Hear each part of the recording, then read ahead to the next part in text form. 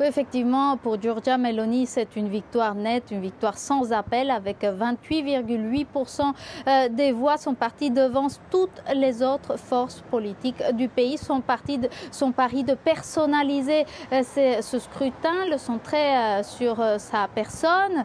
Elle était la seule première ministre européenne candidate tête de liste de son parti Fratelli d'Italia. C'est avéré un pari payant. Plus d'un an et demi après son arrivée à la tête de l'exécutif italien, elle dépasse son score des dernières élections générales ici en Italie en 2022, et par rapport aux dernières élections européennes en 2019, son parti multiplie par 4 le nombre de votes, un résultat historique pour Fratelli d'Italia, les frères d'Italie. Si on considère le parcours européen de ce parti d'ultra-droite nationaliste, en 2014, il n'a pas réussi son entrée au Parlement européen car il n'a pas réussi à dépasser le seuil des 4%. Puis en 2019, avec un score de 6%, Fratelli d'Italia avait envoyé ses tout premiers eurodéputés à Strasbourg, et avec le résultat qu'on découvre aujourd'hui, Fratelli d'Italia entre par la grande porte à ce nouveau Parlement européen, un Parlement qui aura des équilibres totalement nouveaux. Meloni elle-même ne siégera pas au Parlement de Strasbourg. Elle renoncera à son siège pour continuer son mandat de première ministre ici en Italie. Oui, mais vous l'avez dit, elle va envoyer davantage de force donc à ce Parlement de Strasbourg. Je propose d'écouter hier soir la réaction de Giorgia Meloni.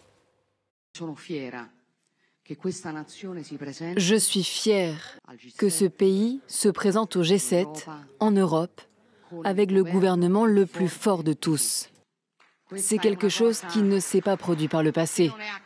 Ce qui se passe aujourd'hui est à la fois une satisfaction et une grande responsabilité.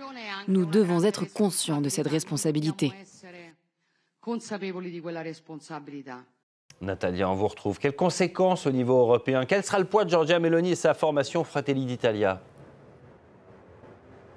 Alors c'est clair que Giorgia Meloni compte profiter de cette victoire pour tenter de se poser en tête de file d'une nouvelle union des droites européennes, jouer un rôle incontournable dans le grand jeu européen pour définir le nouveau visage de l'Union européenne pour les 5 prochaines années, tenter de construire une nouvelle majorité au Parlement européen avec une alliance entre les droites modérées et les droites radicales. Son parti enverra 24 eurodéputés au Parlement européen. Clairement, cela lui permettra de tenter d'imposer les thèmes qui lui sont chers, la modification radicale du pacte vert, un virage à droite, notamment sur le dossier de l'immigration, avec l'accélération des expulsions, des rapatriements des migrants économiques, et aussi sceller des accords entre le bloc européen et les pays africains